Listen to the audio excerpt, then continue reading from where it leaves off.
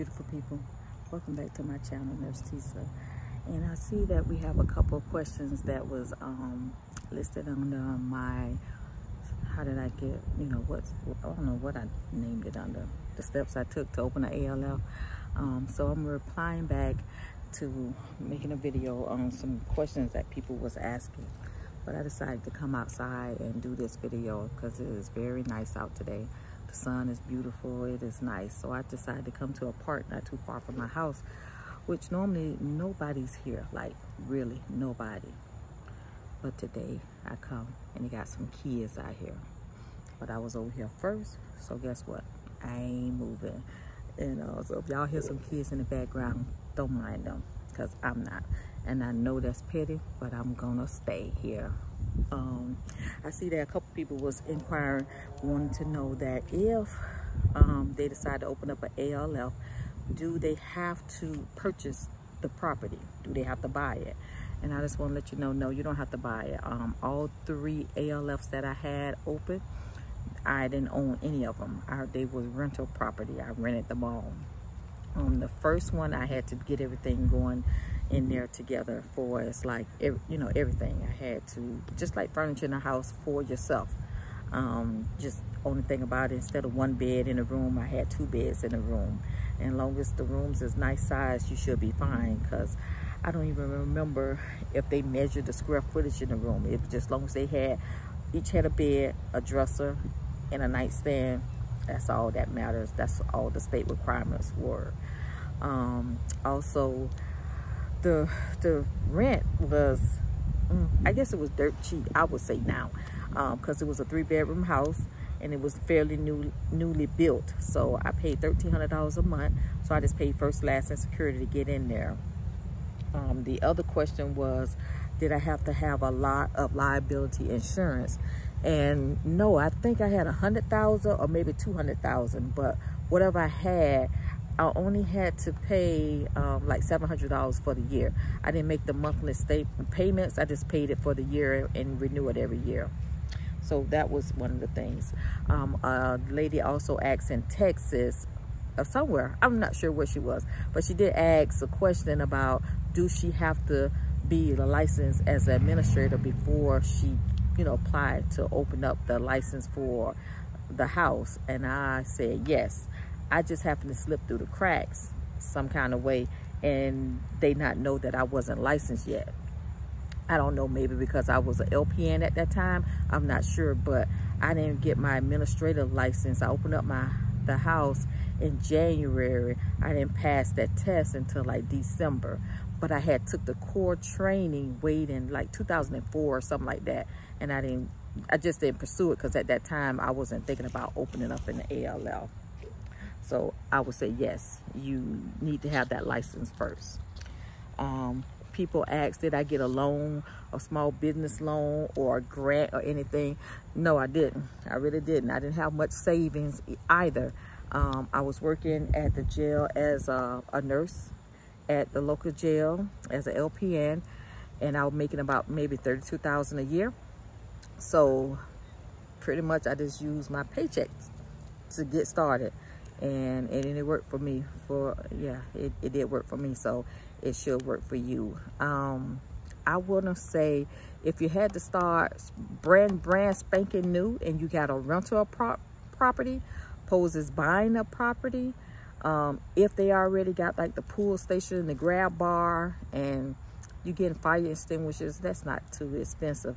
I would say with putting in furniture for the beds, linen and stuff like that, I would say you'll probably need probably about $10,000 to start off. $10,000 would be the start. But you don't have to have it all in one lump sum. Once you get the house, you just start putting different things in there. You start putting the beds in there, getting the linen, and stuff like that. So that would be it.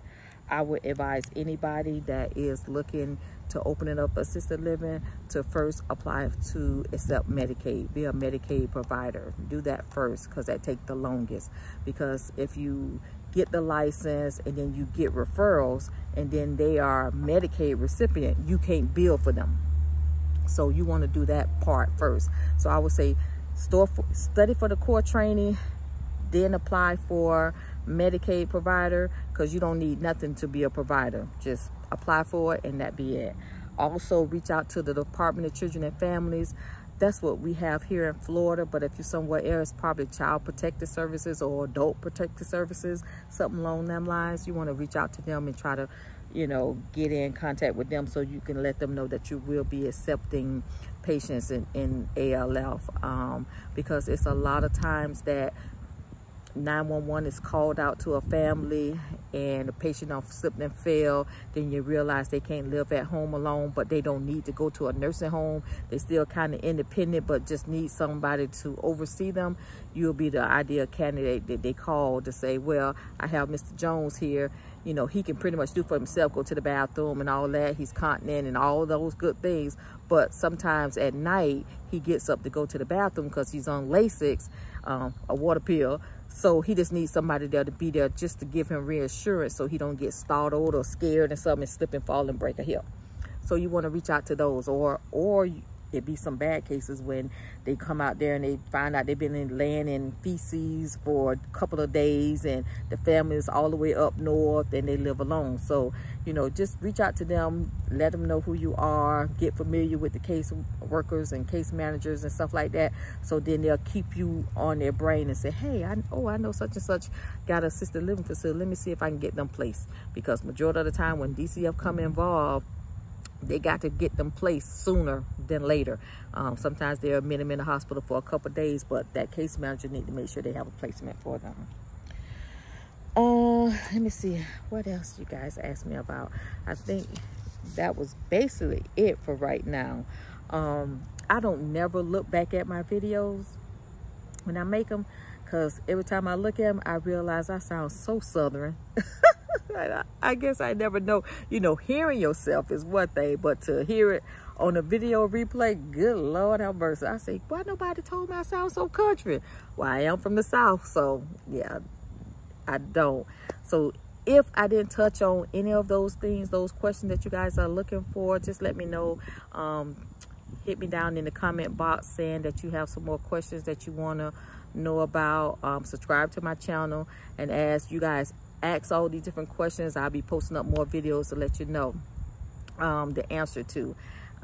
It's a lot, but just doable. You can do it. I'm like, really, I didn't have no one with me to do it. I did have a lady that I would call and ask questions because she had one, and then I call her and tell her and say, girl, I ain't doing this stuff, this is too much. And she would say, which one you rather have, your own business or work for somebody? So you know what I did. So, and it took care of me for 10 years. It just was me that got bored with it and decided to sell and go back into the workforce after I had completed my RN degree. So, but it may come about again. I may do it again. Who knows? But until then, y'all be safe, stay well, and I'll see you next time. Bye.